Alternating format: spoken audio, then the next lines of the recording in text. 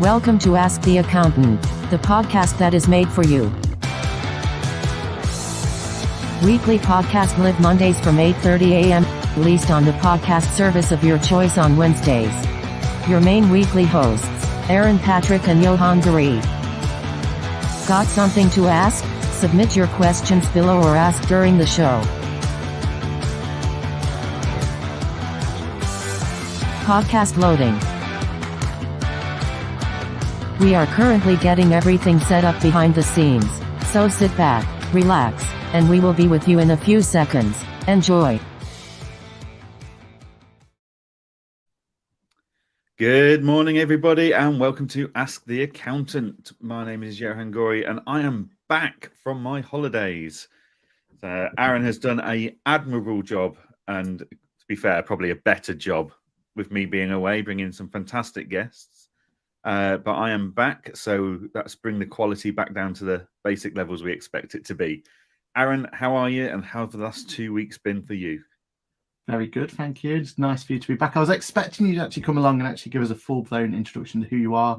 You know, my name is Johann, and because people have just forgotten, it's been so long. No, it's great to have you back, and yeah, big thank you to all the guests that we've had in your stay. It's been a good couple of weeks, to be honest. Busy. I keep doing that whole joke of wonder when January is over, but I think actually we're starting to just about get to there now. So no, I'm looking forward to having a bit of opportunity to actually start working on the practice again and do all those good things and start bringing in some extra features and stuff that we've got planned. So yeah, all good. So yeah, you had a good holiday though, I heard. Do you want to talk about it a little bit more? I spent 2 weeks on the beach in Mauritius, drinking cocktails, eating fantastic food, and snorkeling, basically. I mean, it was very chilled. I took a few mornings to do some brainstorming for Client Engager because I'd had some ideas the night before, so I just wanted to get those written down before I lose them. Yeah, the terrible view that I saw on LinkedIn. It was shocking. I don't know how I handled the work environment, quite frankly. But yeah, I would say. But yeah, no, it was very good. I've come back. I'm refreshed. I'm recharged. I've got about 1,000 emails to deal with. But I've got a feeling once I've had my meetings with my team today, most of those will be deleted and dealt with already, which is always nice. Always nice when you log back into your QuickBooks for the first time in 2 weeks and pretty much all your bank transactions are auto-categorized. So, and all the invoices have already gone out and GoCardless is collecting everything in. So it's always nice to come back to those simple wins that you probably take for granted on a daily basis, but actually when you come back after 2 weeks, go, that saved me quite a bit of time. That's quite good. So yeah, I mean, you had some absolute fantastic guests while I was away. We had Lucy, Sam, and Ariona. I haven't managed to catch up with all the podcasts yet, but what I have heard is been fantastic. Some really good conversations. Was there any highlights, Aaron, that you feel that people ought to go back and listen to if they haven't heard yet? Yeah, I do think Ariona's talk about, and we've mentioned it again, this is the last time we'll ever mention it, but QuickBooks Connect. Yeah, no, her highlights and her opportunity to see behind the scenes, all that was so interesting. The budget, a talk from Ariona again was brilliant. But I really, really enjoyed the fact that we had Sam and Lucy on just talking about software and their kind of take on it. It was really interesting from a Sage and Zero power users to kind of understand what they're kind of seeing and everything else. And we dropped we have cool friends as well, didn't we? So yeah, that got dropped as well. So another power user coming in. What did you have a chance to listen back to that one? I did. Yeah, I really enjoyed that session with Ryan. I felt he came in with a very open mind compared to a lot of power users. Like a lot of power users would have found any reason to say, no, that's rubbish, that's crap, blah, blah, blah. But I think he came in and he was very open and honest. And it's like, actually, that's a bit of a game changer there. And actually, that's a threat to Zero or Sage or whatever it was. And at the same time, he kind of went, like with the practice management bit, he said, I don't see the need, but I'm from a bigger firm, so maybe that's the problem. And yeah, I thought it was a really, really insightful conversation to have with him. So if you've not listened to that episode of We've Got Cool Friends, then please make sure you go back onto your podcasts or your YouTubes and give that a watch or a listen, because that was really insightful. And we've got more. We've got cool friends coming up, have we not? We have. I mean, I don't want to give away too much of what they're going to be. We've got a few teaser trailers coming. We've got 2 in the bank now, so we've got 2 to come in the next couple of weeks. Fantastic. What's the timing going to be? Next week, or no, it's this week, this Friday, isn't it? We've got one released, and then the Friday after, 2 weeks after that, we've got another one coming as well. One of them is a cool friend of ours, which is a software company that both of us absolutely get behind, and we're trying to fight for their corner in certain aspects. And another one is 2 of them actually, 2 for the price of 1 on that one. And we get to a company where they really are changing the way that we get to offer services to clients, haven't they? So yeah, we're some great insights that one. So we're looking forward to that. And we've got people in the chat as well, haven't we? Hello, we've got Paul in again. Hello, Paul. How's it going? And Ashley's jumped in, coming in.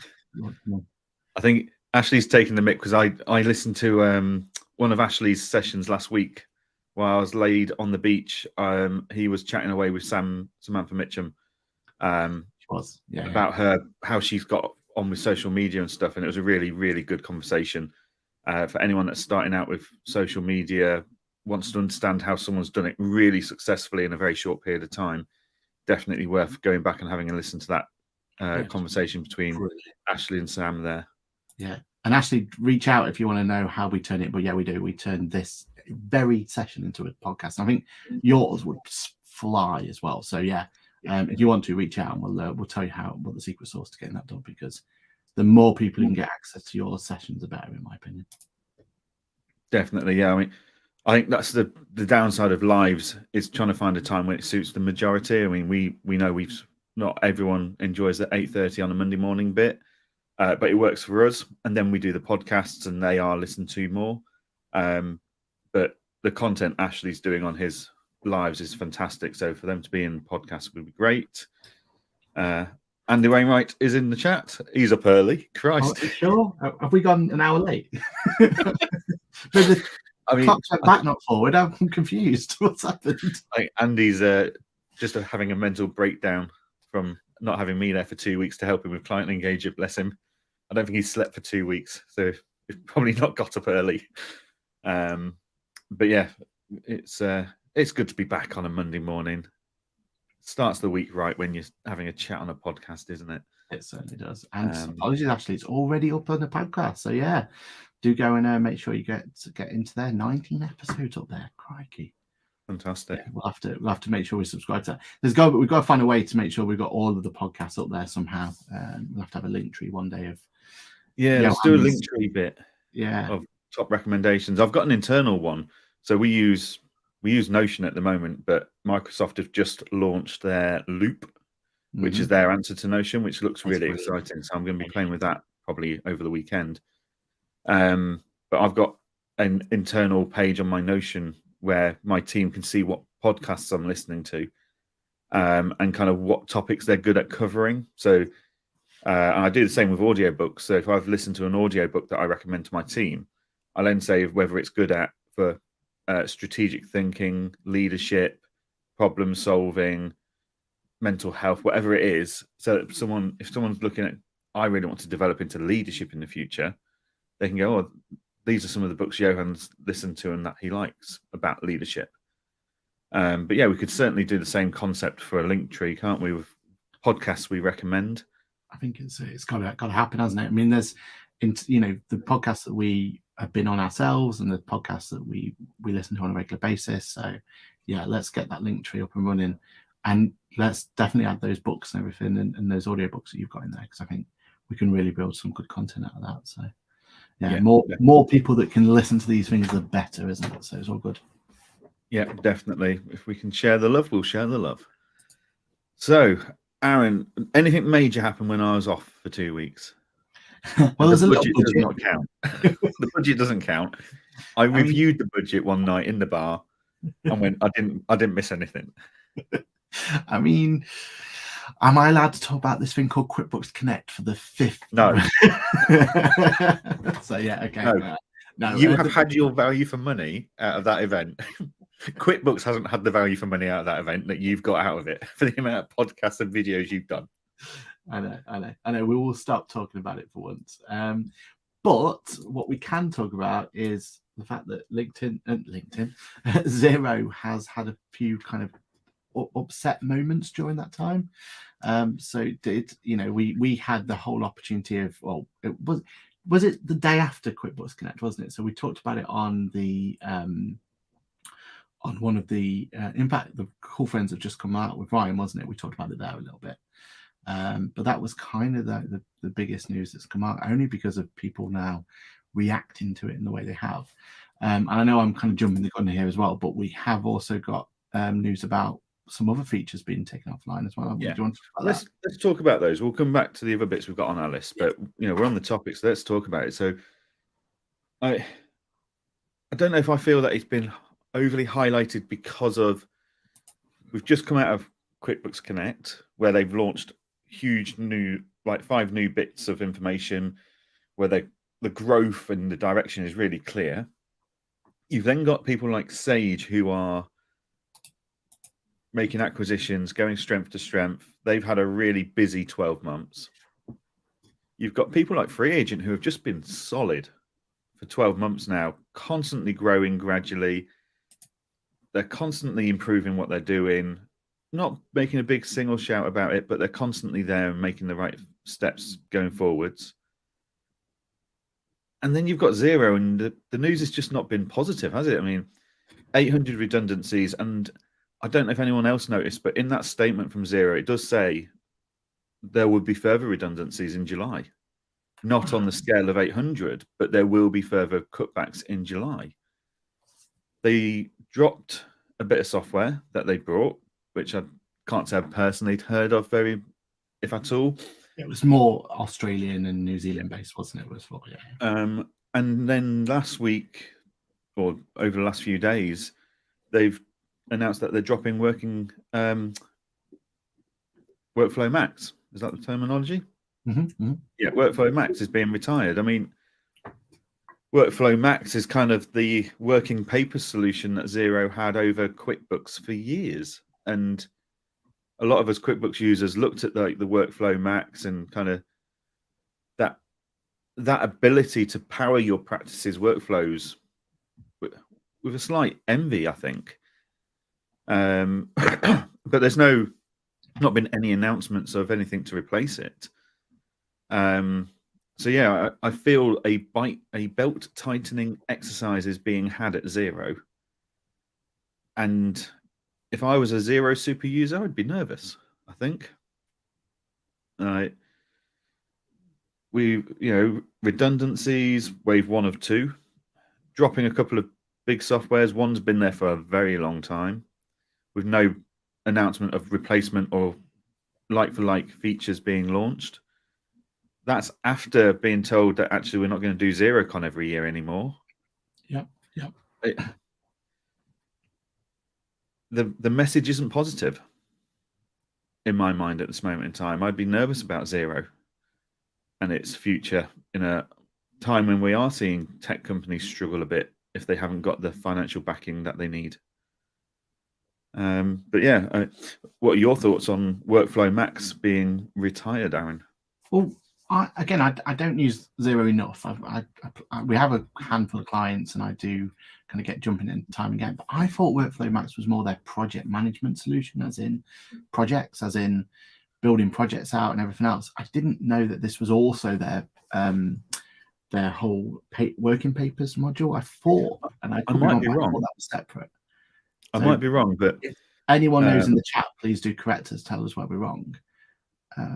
But I definitely know Workflow Max is a solution they use for their project side of things. So again, whereas QuickBooks, you've got the opportunity to, it's all built in house. Sage has a project solution that they've migrated over from one of their bigger solutions, so they've got that in house as well. Free Agent have a project solution? I don't think they do actually, but they're not really aimed at that sort of size of companies. And I suppose, in fairness to Free Agent, they don't necessarily need it. Their whole way that they built their solution out end to end it kind of almost has that project solution built in, doesn't it? It's very, very clever in the way that it's kind of hold your hand in terms of the customer. So, whereas QuickBooks, Xero, Sage, of that kind of traditional accounting method, they needed something to be bolted on. Free Agent has kind of got it already built in, which is cool. So if Workflow Max is their project solution, and just googling it is a project solution, yeah. So but it's is talking it about owned by Xero though, or is it?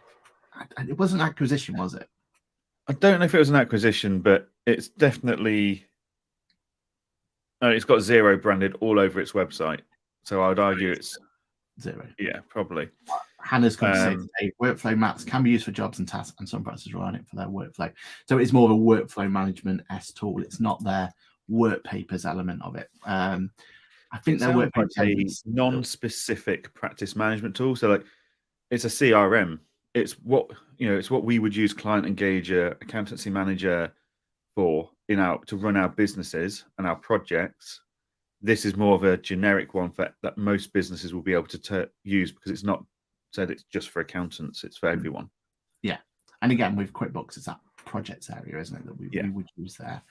And just to give as a comparison for there. So yeah, I mean, again, it's a blow, isn't it? Because I can't, again, I'm having to kind of think back, maybe we should do more research on it in first, but that's how little we used it. But I don't recall it being locked behind a paywall for that particular service. But that's normally how Xero do it. Workflow Max, was that not locked behind silver status? It wasn't a paywall, it was a number of licenses you had status thing. Again, I know that's where the work papers side of things is. But yeah, I mean, maybe that's correct. But yeah, I mean, I've just quickly Googled it while you were talking, and the first thing that pops up is Workflow Max is dead. So why don't you come and use this solution instead? So scorer, apparently. Oh, I love some marketing people. They're so on it, aren't they? Like, someone's shutting down the software. Right, we'll have it. Get onto Google Ads quick. So I'm wondering how they're doing on that intake going forward. But yeah, it's this, and with Fluidly as well, with that being retired. I mean, that's not just affecting Xero users, but I think it was affecting Xero more than anyone else, because it was part of your tool set, wasn't it? And this is the problem when you're not owning all of the solutions and you're using third parties. When you do use third parties to build solutions and integrations to your project, it's amazing because they're almost instantaneous, aren't they? You can announce on XeroCon or wherever you want to announce them that you're going to have this fancy new solution, and literally it could be live the next day because they flick a switch and it's open to them. The danger is, and what's happening here is that, when times aren't quite as good and there's kind of cutbacks and everything else, well, that's when you start losing functionality. And that's the danger that Xero are in at the moment, because they need to be making sure that they can keep their current users happy. That's the most important thing for them. But if they're going to lose functionality, that's going to really impact what people or their users are going to do. When you're taking away projects and you're taking away cash flow forecasting tools, then yes, majority of the time, that's an additional paid for service, and it probably wouldn't affect every single practice or every single client out there. But a lot of practices were starting to really take that up as an extra cash flow tool, weren't they? And an extra service to provide. Yeah. Without Fluidly, you've got no low cost entry for cash flow forecasting, which you do have in the other tools we've just mentioned, Sage, QuickBooks, and I think Free Agent got cash flow anyway. I think there's a solution in there. And suddenly you're looking at it, and it's Xero's not becoming feature parity with the competition. That really does suck, doesn't it? I mean, that's terrible. I mean, we need as a accounting professional, we need the likes of Xero and Sage and QuickBooks to be fighting one another tooth and nail. We need them to be level pegging, because that's what drives innovation, isn't it? Yeah, I mean, it's interesting. I was just looking at the Learn More page. So Blue Rock are acquiring the brand, and there's a note in this saying that please note, if you subscribe to Workflow Max by BlueRock, Xero will get a cut of your money, which is interesting. So whether they've sold it and to get some money in the bank now, or if it's actually more of a long term, like every time someone pays a subscription, you'll get a cut. I don't know, but yeah, if something was owned by Xero and they've announced that they're retiring it and you're buying it, is that the angle you want the PR on? If you're taking over that brand, I don't know if it is the one I'd want, but yeah, it builds on that image at the moment of Xero are really struggling and they're really having to tighten their belts and find ways to stop spending money and start making money. So yeah, I mean, does that mean we're going to get license fee increases from Xero again soon? You'd have thought so. And when you think about their recent strategy, again, if we're going back to We Have Cool Friends, made a really good point there, wasn't it? Where the fact that they seem to be going the opposite as well direction, with Sage and QuickBooks, they're trying to look at those bigger solutions now. So QuickBooks Advanced and Sage are still pushing with their Intact and all those sort of elements, haven't they? And you can definitely see from if you're going to look at what their roadmap is and where they're focusing all their energy on, it is the higher market and trying to get into those sort of ones, which, I'd imagine is the more lucrative area you would have thought is where it's going to go for. But Xero are really still doubling down on the Xero Go and the smaller clients, which I guess is partly due to the fact that, making tax digital is still around the corner, is still something that we should be thinking about. But is that really where Xero's strengths are? Because I still, like, for me, when it comes to the decision between QuickBooks versus Xero, even though QuickBooks Advanced is now finally out and it does solve a lot of those issues, I'm still, for a bigger client, I'm still debating. I'm still going through that pie chart and that going through all the tick boxes and everything else, and the decision making is still Xero versus QuickBooks. And especially for the bigger clients, there's certain features in Xero that just work so much better for your big client. Your chances of being able to do approvals and everything else all the way through the system end to end. So it just feels weird that they're still doubling down on the lower market when, for me, I feel like they would have a much better opportunity at that bigger market. But I don't know. I suppose it's how are they measuring themselves internally? So like Client Engager, for example, when we're looking at who we're targeting and stuff, we could target one-man bands and probably sell loads of licenses dead quick. And that's great. But actually, in the long term, that one license here and there, that's not worth high volume in monetary terms. That's not money in the bank. The reason QuickBooks have gone for the advanced option is because they know there's more money to be made. They may not sell for every 100 licenses Xero sell to a smaller business, QuickBooks might only sell 1 or 2 big advanced licenses, but the financial revenue behind that is far superior.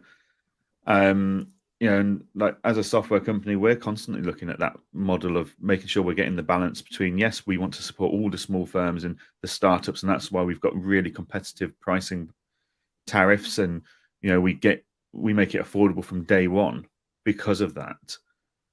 But we know the long-term investments and stuff, the financial stability that comes from either working hard, selling loads and loads and loads of small firms, or getting the big firms on board.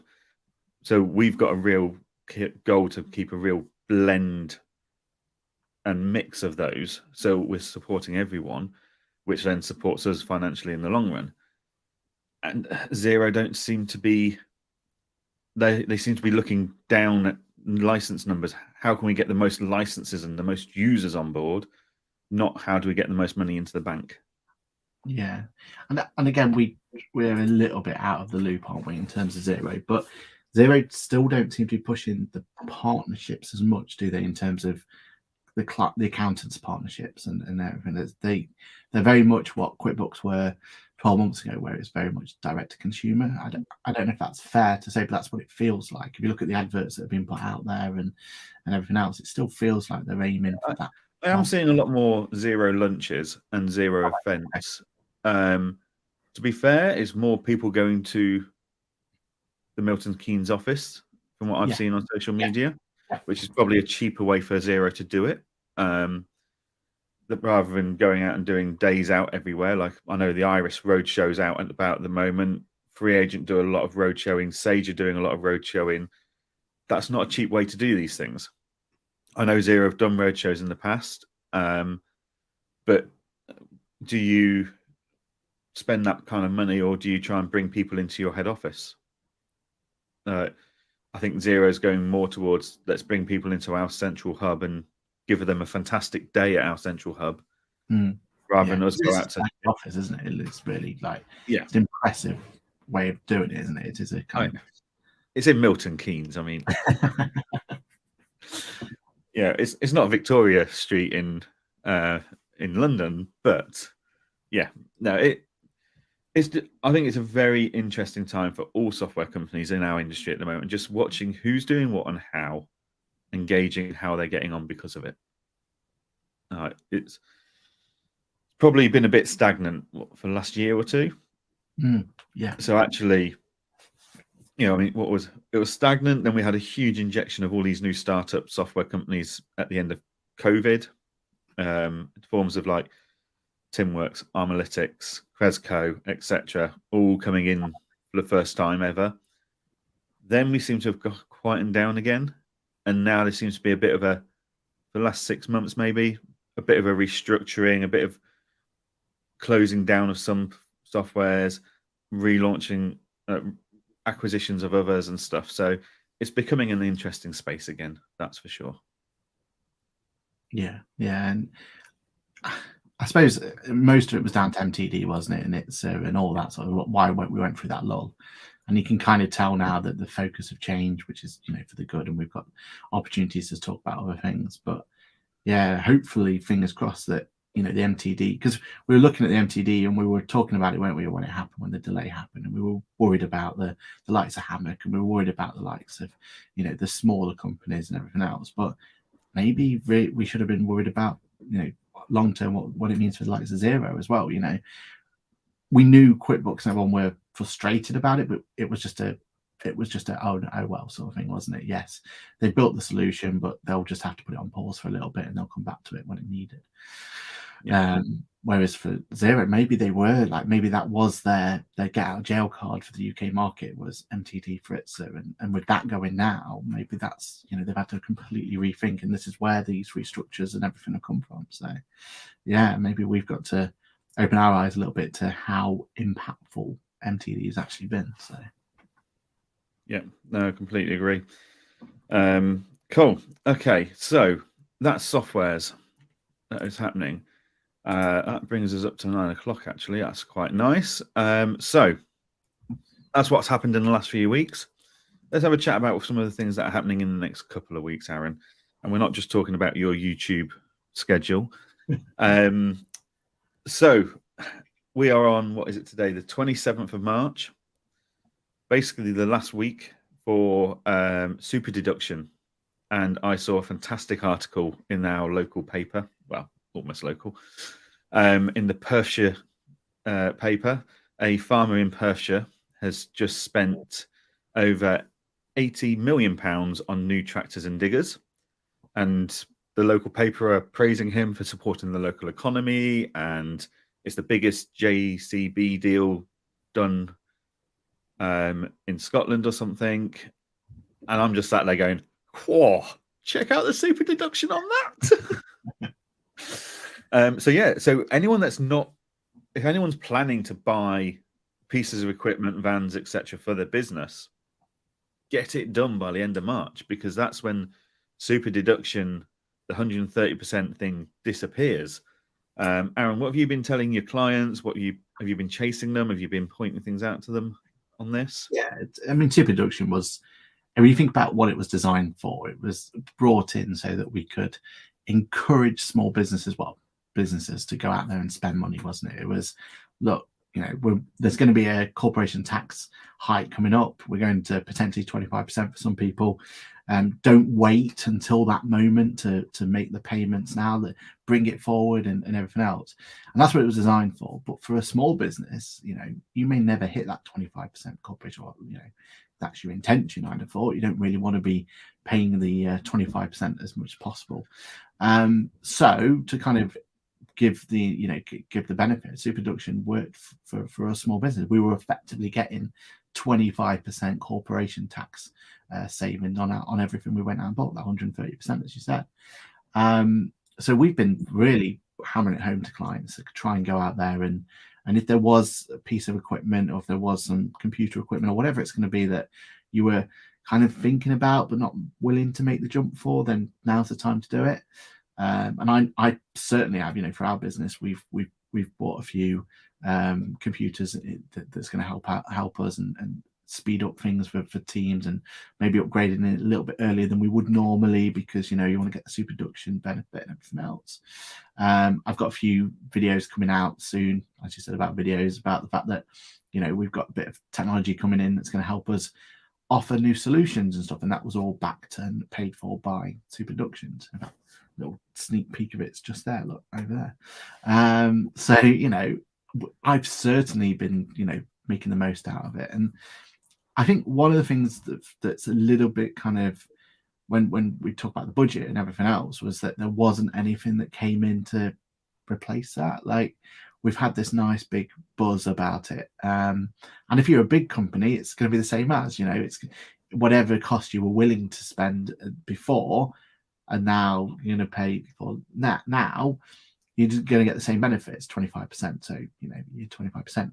But for the smaller business, you would have thought there'd be some form of incentive out there, whatever it's going to be, just to give that injection to the economy again. Like that story you just said there is perfect, isn't it? Like that feel-good factor, that investment. It's all good. They're making investment. It's not just sat in the bank waiting for the money to think. It's actually been spent on stuff that's going to hopefully help them grow their business and bring them to a higher amount of corporation tax later down the line, and all those sort of good feelings that we have with it.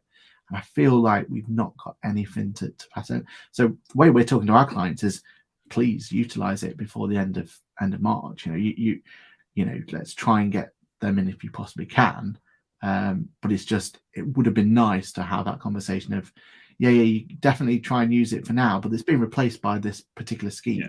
We've just got nothing to say about that, unfortunately.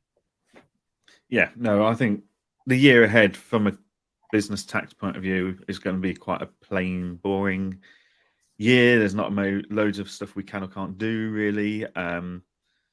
So yeah, it's a shame that it's going away, and it's nice to see that businesses have been taking advantage of it, and not just farmers who are spending 80-odd million pounds on tractors, but all of our clients have been looking at it and taking advantage of it. And it has been one of those that actually majority of businesses have taken advantage of, I would say, rather than, because you get a lot of these announcements from the budget, and it's like, how many businesses that we look after will actually benefit from that?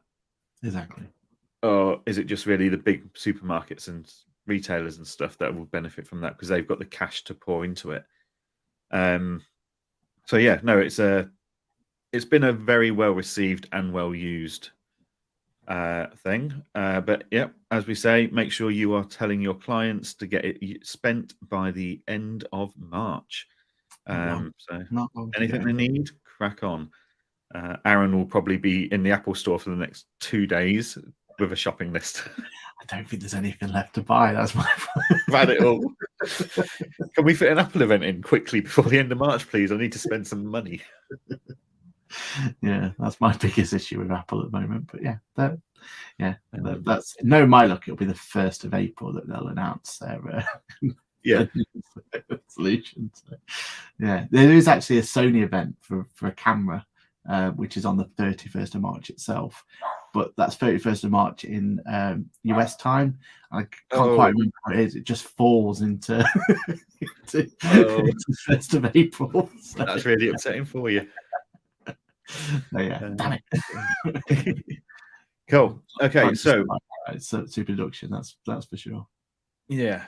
It was nice that we've had a tax thing that we were quite pleased to announce and tell our clients about, isn't it? It makes a change. It was nice to have that feel good factor, wasn't it? It's like Yeah. not doom and gloom, here's an opportunity, make the most of the opportunity as best you can, and going through there. But I have just to warn people that I have seen, and not for our clients, but for people in one of the groups we're in, that HMRC are looking into super deduction now. They are looking at cracking down in terms of it. So if you are making those payments right at this point in time, then do make sure that you've got the paperwork to back it up. We're so close to that deadline now that as long as it's been ordered and it's all been the invoice date and everything else should be fine. But yeah, do make sure that you don't miss that deadline and everything else. So cool. They are going to be hot on it. Brilliant. Before we go on to our next topic, I've just remembered something. Now, I've not seen any articles about this or anything yet, but rumours are circulating that HMRC are quality checking the work of their assessors. And there may be an issue with furlough claim investigations having been investigated and ruled on incorrectly because of the training given by HMRC to their investigators. So I'm still waiting for this kind of to break more, but we have had one case where they've looked at how the investigation was carried out, and they have said the investigator incorrectly calculated the furlough, and actually you were correct.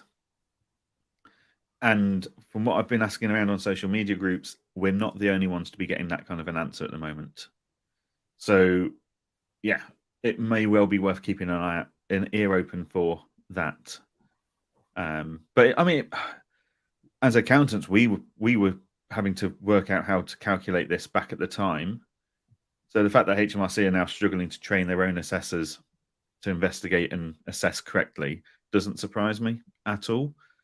Because I don't think anyone really knew how to interpret the rules at the time.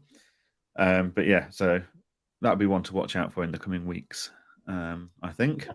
Definitely. So yeah. Right. More positive news though. As Aaron has been saying for the last 3 months, when does January end? Well, the good news is April starts next week. So what are we at? Like 2 weeks away from the new tax season. We are. 6th of April, we're all geared up. You know what's really exciting? In my 1,000 odd emails I need to go through, glancing through them this morning, I've already spotted 3 clients saying, when can I send you stuff? I want it done as soon as possible. Like that's it. To me, that's exciting. That means we've taught those clients the right approach to getting your tax return done, dusted, and out the way. And are they non-CIS clients as well? Because that's always yes, they are. All 3 are non-CIS. Wow. That was the bit that really blew me out of the water. Really, was that CIS? I always expect them within days to be piling in all the paperwork. I want my refund. But yeah, these 3 clients were non-CIS clients, and it got me thinking. Right, actually, we need to start planning the template and what are our plans of action in regards to what dates are we sending out emails, how frequently are we chasing, is that going to be too frequent, is it not frequent enough, etc. So I've got meetings with my team throughout this week to kind of work out capacity and options of how we're going to do it. But I think what we're probably going to do for the first 3 months is just send out a Calendly link and get people to say, right, I want my tax return doing early. Yeah. Here's the date I'm going to give you my stuff. And we're going to say, right, well, it'll be ready 7 days later or whatever it's going to be.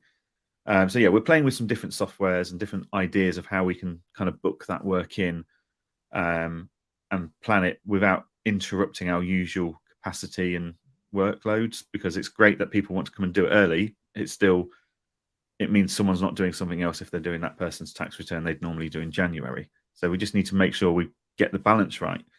But I thought, what a great opportunity for us to sit down and go, right, we know what tools and products and updates have been in the last year in our softwares. We know there's improved functionality from HMRC's API for their income figures to be pulled into our tax softwares. So, Aaron, what are you doing? Let's start with Bofix, because Bofix went well last year. What are you doing in Bofix this year that's potentially different, or are you just going to continue and start from the 6th of April chasing clients?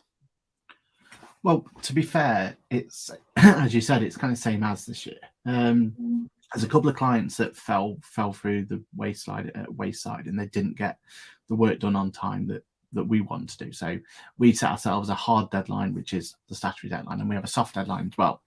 And we always try and make sure that soft deadline is done. It's normally about 3 months after the year ends pass that we'll get the work done for. And if I look at the kind of percentages and everything else, we were 90%, 80% of the soft deadlines, which was great to see. So we really want to just kind of work back and maintain that sort of percentage as we can. It's interesting you said about sending out the Calendly link. That's one of the ones we've started to look at as well. We've got this whole idea that when we send out a meeting, or when we send out the automated email to say, look, your accounts are going to be due because you've just passed the year end. Well, that's where we're going to ask them to put a book in there and then for their year end meeting. So it's already in advance. We can then work backwards from there. And that soft deadline becomes actually a hard deadline because we've then got to actually have it ready for that client meeting going forward. So I think that works really well. One of the things I've seen again on social media and through groups and everything is this idea of having the pre year end meeting. And it's something we've always wanted to bring in. Like, the idea of it's been great, but we've never really figured out how capacity wise we're going to make that work. How, from a tech point of view, how do we make sure that we can do that? So that we are really considering and trying to find a way to bring that into line, so that basically, your 11th month, let's have a meeting then. Let's talk about exactly how it's going to be. Your practice like mine, we've already got most of the data already there. Most of it is there. We can have a really in-depth conversation about it. And then the idea would be that then they can, got 1 month to go to kind of put anything in line that might need to be done, and we can kind of clean anything up and make some proper conversations about it. And then when it comes to year-end accounts, but we may not even need year-end accounts at that point, as in a meeting, we might just be able to get away with, everything we talked about on that 11th month is still the same. It's exactly how we are. Here's your updated figures, sign them. And if you want to have a meeting, let's have a meeting. And we're really starting to play around with that. And I think that could be a really positive move for us. How it uptakes with client, I don't know yet because we've not tried it. But I think from what I've heard, clients from other practices really appreciate that sort of talk. So yeah, that's something that we're starting to move forward to. What about you? You got any kind of any major changes that you're looking to do? No, I think we recognise the major flaw we had in our system last year was we took our eyes off the ball in August, and we didn't get back onto the ball with it until December, October, November, really. So we want to make sure we're being consistent every month, consistently. Whether we're going to email everyone once a month, or whether we just email in April and then maybe June and then it gets more frequent. I don't know yet. We've not worked that bit out. But what we have said is we're going to have one person internally designated in charge of self-assessments, and they are going to be feeding back to the leadership team and the client manager team on a monthly basis, saying, this is where we are with our percentage. This was our goal. This is what we've achieved. So there'll be a combination of things there. Of internally, we'll have a monthly feedback to all the client-facing team and the leadership team. So we might say, right, we want 12% of tax returns done every month. We get 3 months in, we should have 36% done. Where are we? We're at 35%. Fantastic. We're at 20%. Okay, why is that? Do we need to get client engagers more engaged and talking to clients? What's going on? What's the obstacles? So we're monitoring and progressing it better that way. But then we're also going to be sending out that first email saying, when would you like your tax return done? Like, give us a response. Give it, like, whether it's going to be a Calendly link or a poll where they can go, I would like my tax return done by this. And we go, right, we'll put that as our internal deadline on our practice management tool. that then prioritizes the work into our team's calendars. Like, yeah, a few different things going on there. But I'm excited for the opportunities that we've got to make this a lot smoother for the whole team. And if you've made it smoother for the team, you're making it smoother for the clients by default. So yeah, they're my main thoughts at the moment. I think the reason we're able to do this, though, and if you think back, is the fact that we're able to.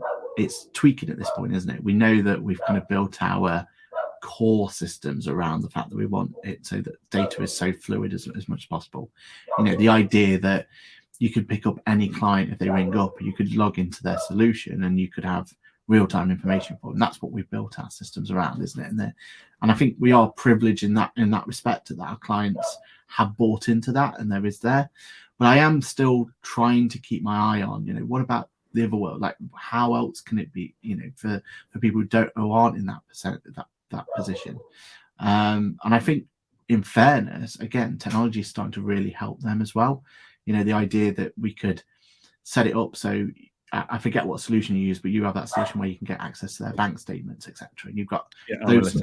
That's it, analytics. Yeah. And using solutions like that means actually, even if your clients aren't as, you know, on the ball like the majority of ours are with the cloud accounting and everything else, but even your traditional basis clients, whether it is just, you know, paper basis or whatever it's going to be, there are now solutions for them that if you can get them to buy into those small little changes, so not asking them to completely change their bookkeeping, completely change the way they are, I think then there's an opportunity for you to be able to bring them. And we don't have many of them. We have a handful of them, but we just treat them in a slightly different way. And in our practice management solution, we grade them in a different way as well. And what we're trying to do is bring them as a different priority, and trying to, you know, put the emphasis on them that, look, this is where we need the information in by. If it's not, you know, depending on the client, like what's the penalty going to be for not providing the information by this point?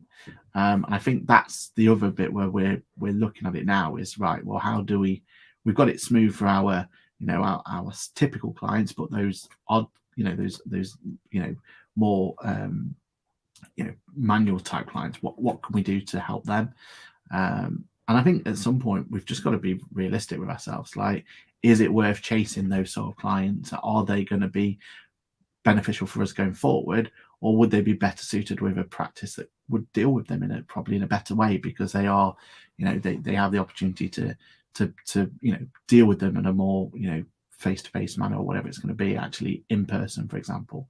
So yeah, it's interesting. We're kind of having to make those decisions now of, you know, what's right for our practice going forward. Yep. No, I think as you say, like, we are in a privileged position. I would argue we're in a privileged position because we have been adopters of tech, and we have worked hard to put ourselves into this position. Yeah. But you're right. We are now taking privileged decisions of how do we tweak this to make it slightly better. And, you know, just having that conversation with yourself here, like, I've just written down a few notes of, like, you know, do I do a Google form where someone puts their name and whether they want the start or end of each month? You know, do you want your tax return doing at the start of April? Great. Do you want it doing at the end of April, May, June, July, August, September? Because they're making a commitment to us that this is when we want it done. Mm. We've got that information in. I can go put that into Client Engager as my internal deadlines. That means our team are working on it. We then send out, we know when that comes up, like, right, the client wants it done this month. It's like, right, do we send out an Analytics link then, or are we proactive and send it out to every single client in April saying, right, we need your bank accounts now. Even if we don't do your tax returns until January, we've got the bank data now. We're ready to go. And actually, we can be proactive of going, you know what, we've got all the information we need for client A, B, and C. Let's just do those clients now. Even though they're not chasing us, they're not asking for it, we just go to them and go, here, we're done. Now, there is a downside to this, and that is, come January, you will field a load of emails and phone calls saying, did we do our tax? Do I need to do my tax return? It's like, no, it was done 6 months ago. But I'd rather have those conversations which end in a feel-good phone call or email going, "You guys are amazing. I can't believe you're all over this," than yeah, we're waiting for you. Oh, why have you not chased me? It's like, well, we have chased that. Regardless of how right we are as the accounting firm, Yeah. it doesn't come off as a positive experience. And it's irritating for everyone in that conversation. So yeah, we're now looking at those little steps now, which is really exciting to be looking at those kind of steps. And just see how we get on, basically. But yeah, I'm excited about the tax year ahead and what we can potentially achieve and how quickly, which is an unusual position to be in, shall we say. And that's a great segue to, I suppose we should really give a bit of public service announcement of what changes are going to happen, aren't we? Really? Yep. What you should be talking about clients. So really quick ones, because as Jan just said, there wasn't that many to worry about, but the dividend allowance, that's going to be increased in 2023, 2024. So, maybe time to think about making the most out of dividends in the next tax year. That's going to be something to think about if you're in higher rate. It goes up to 33.75 to 39. Ouch, 39%. National minimum wage goes up on the 5th of April as well. So we've got to make sure that everyone's in time with that one. Anyone who has company cars, so fully electric cars like myself, then your list price is going to increase by another percentage point. So yeah, it could be a case of thinking about maybe time to get rid of the car, for example, and having conversations like that. And then the big one for us, and the bit that we're having conversations about all the time, is going to be dividend allowance going down as well. So we're going from £2,000 to £1,000, and it looks like as well we've got to have another conversation with clients about what their true director salary is going to be. I think thinking about it like what we're doing internally to let other people know is we're going to ask clients the choice. We're going to send them a Google Sheet form and say what director salary would you like to be paid going forward? Just because we know that there's two kind of slightly optimum ways at the moment. So it could be that if they're happy to pay a little bit of national insurance every month, then you are slightly better off. So, that would be a recommendation for you. But if you don't want to, don't want that admin hassle having to pay that national insurance, then there's another solution. But also we want the clients to be making that choice going forward. We want them to choose which one they want to do, because what we don't want to do is get in a position like we did with furlough and everything else. And it was like, well, you told me to be on this and now I'm not eligible for, for government help and everything else. So we're just going to ask them, say, look, what would you director salary like to be? Here's two choices that we think would be beneficial for you, but here's a box called other. You tell us what your director salary wants to be going forward, and we let it go from there. And that's a big change for us, because we used to just dictate to them pretty much what they should be paid, but we're going to let them have that choice going forward. So we'll see what that's like, because there's still debates going around on what's the most optimum one to do for clients and everything else. And I think realistically, we should tell them that these are two optimal rates for you, but realistically, it should be your choice. It's your direct salary. You tell us what you want to be paid. If you want to pay yourself £40,000, go for it. The differences aren't as vast as they used to be. Yep. There is an opportunity to just pay them what's right for them. That's it, and that's the key. What's right for them? I've got a client who could pay himself in dividends easily, but he pays himself 45 grand a year in a salary as a director, pays all the tax and national insurance on it, because he doesn't want to be stung by missing out on things like furlough in the future. But he also had no end of headache. He spent a fortune in extra interest because his old accountant had him on a dividend mainly income. His mortgage broker put him onto a mortgage that would support that. But he's now calculated backwards and gone, actually, I'd have paid less in tax in the last 5 years than I would have done on my mortgage if I'd had a salaried mortgage and not a dividend-based mortgage. So it's working out what works for that person's circumstances every time is what's really important. And I don't think accountants and bookkeepers are always great at that. They just go, this is the most tax efficient option. It's like, yeah, but is it the right option? Exactly. Like, it's tax efficient, but actually, does that spike the cost of something else in the future? That client who was earning primarily dividends originally, his interest rates on his personal loans were higher because it was a different income style, which then, he added it all up and he was like, I'd have been 10 grand better off paying tax and national insurance on a salary over the last 5 years than I would have been paying for my loans and mortgages at these rates. So, yeah, definitely something we need to have a chat about with our clients rather than dictating what's right, actually talking about it in future. Definitely. I've just noticed we've got a question coming, but final bit before the question comes in. Conversation topics around capital gains, because we're losing the capital gains allowance. So definitely make sure we're talking to clients about that. And then the final one that is going to have conversations about is going to be corporation tax changes. But hopefully by now that's already been preempted and already been started, because, some pretty significant ones. I know in our practice there's been a lot of, we're having to restructure group companies, for example. We're having to change a lot of those sort of conversations, but we've already had those conversations. And really at this point, we're just making sure clients are understanding why we made the changes more than anything else. Awesome. Cool. Anything else on there before we move on to the question? I don't think there is. No, let's get on to the question that's come in from YouTube. Awesome. Do you want to read it out? Yep. So as a sole trader with one subscription, I need to have one book royalties and 2 rental income. Normally in one spreadsheet, 2 separate tabs. Do I need a second license? My accountant said I do. So this is for someone under the name of Butterfly. They've got a QuickBooks license that they're using. Yeah. So, Aaron, what are your thoughts on this one?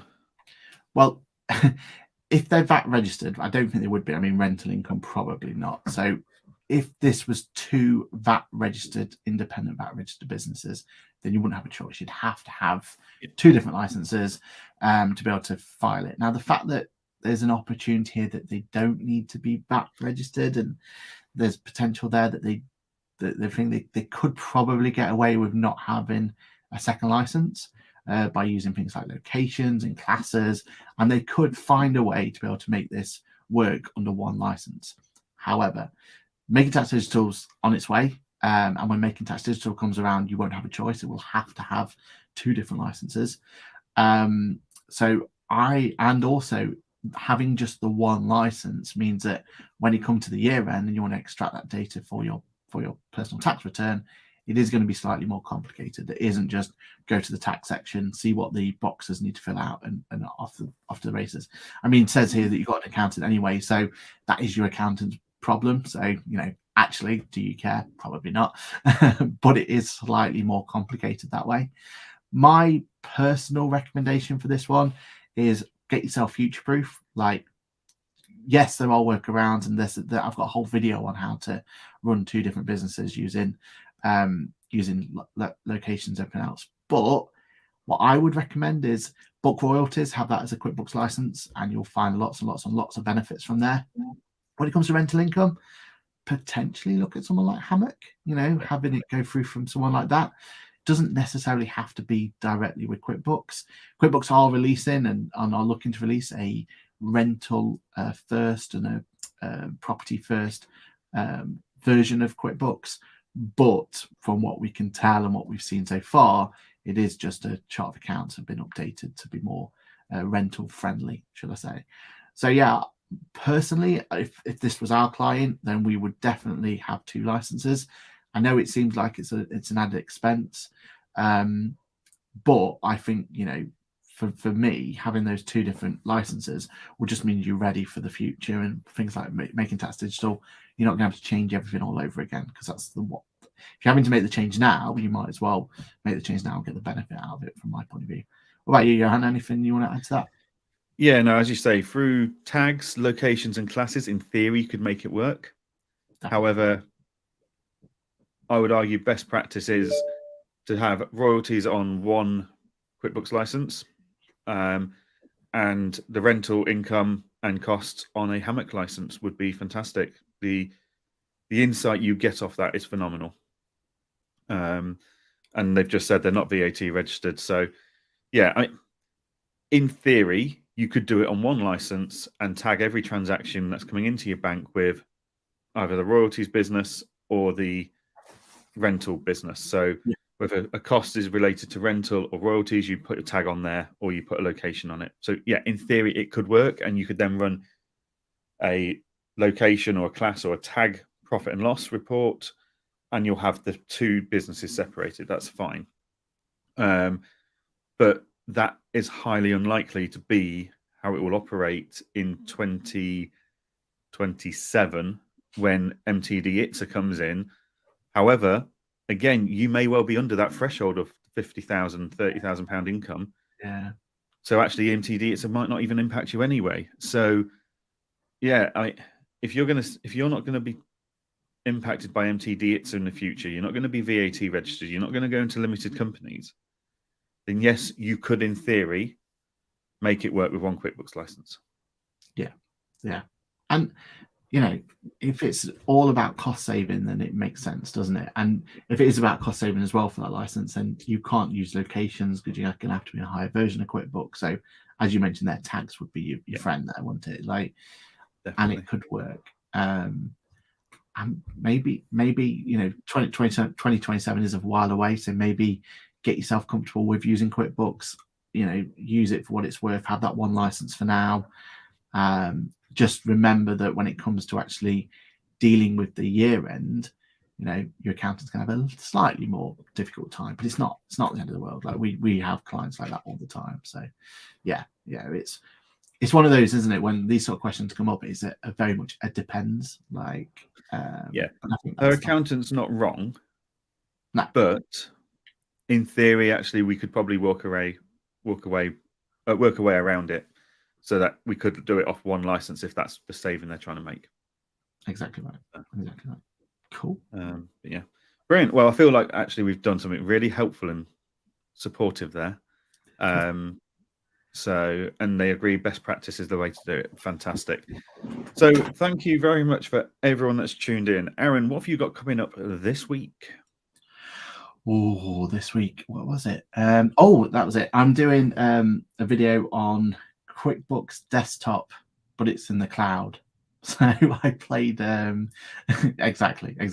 Right. So I finally had the chance to sit down and play with the QuickBooks Desktop app that's for QuickBooks Cloud in the US. So the idea is they're trying to make it so that it's very what the look and feel of it is very much like it is QuickBooks Desktop. So it is the same left-hand panel that they're used to. It's got a few more features that they're used to. I'm not going to spoil it, but yeah, it wasn't a great experience. So yeah, we'll definitely keep an eye out for that one, because a lot of people are going through that phrase now, move, having to move, because how long they got left? It's not long, is it, for till Desktop's completely June this year shut down, isn't it? Yeah, it's June, isn't it? So there is a lot of talk at the moment about getting people moved over. So I thought, well, let's go and see what the desktop equivalent of cloud accounting is. And yeah, it's I mean, I had to use a PC for one thing, so that was one of the downsides of it. But never mind. What about yourself, Johann? Anything you want to chat about? Any updates to client engagement? It's been a bit quiet lately. I'm a bit disappointed. You've only had like 3 updates this month so far.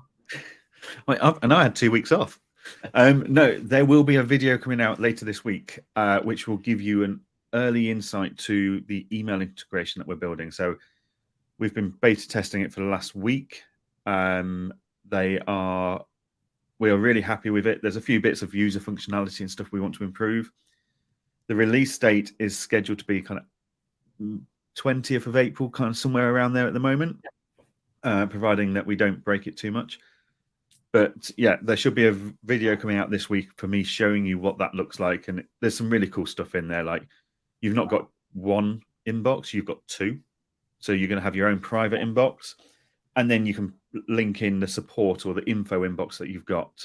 So the whole team can see that, create tasks from it, etc. It's really, really powerful, which we don't think anyone else is doing. So we're really excited by that. So yeah, I'll get that video done this week. I don't think there's anything else due out this week. I'm just going to be spending my time getting back to supporting my team, doing my job, and helping our clients, basically. Sounds good. Just final one from Butterfly, not heard of Hammock. We will both of us highly recommend it. There's a video on my channel if you want to go and have a look at that. But yeah, highly recommend Hammock for anyone who's into rental properties. The amount, like Johann said, the amount of insight you get is just brilliant. It's it's not just a bookkeeping solution, it is actually a solution to help you run your rental property, which, you know, for us, we think is definitely a plus. I use it for my personal rental property, and it's so much better than anything else on the market, in my opinion. Definitely, it's a fantastic bit of kit. And when you Google it, just Google use hammock, because that will come up with the actual website straight away rather than loads of pictures of hammocks. Yeah, it's like Bright software all over again, isn't it? Trying to find that website is an absolute nightmare. That's why Client Engager wins so easily. Like, you just type with Client Engager, there's nothing else to worry about there, is there? Exactly. But yeah, right. Well, we are running over time, so let's wrap this up. Thank you very much to everyone that tuned in. Thank you for your questions, your feedback. As always, please get in touch and feedback to us anything you want. Reviewers on the podcast stations. Ashley, I have just followed your podcast and given you a 5-star review already, having watched you live on LinkedIn. So yeah, anything else, get in touch and we will be here this time next week, won't we, Aaron? We certainly were. Looking forward to it. Brilliant. Thank you very much, guys, and talk to you all next week. Goodbye. Cheers, everyone. Bye.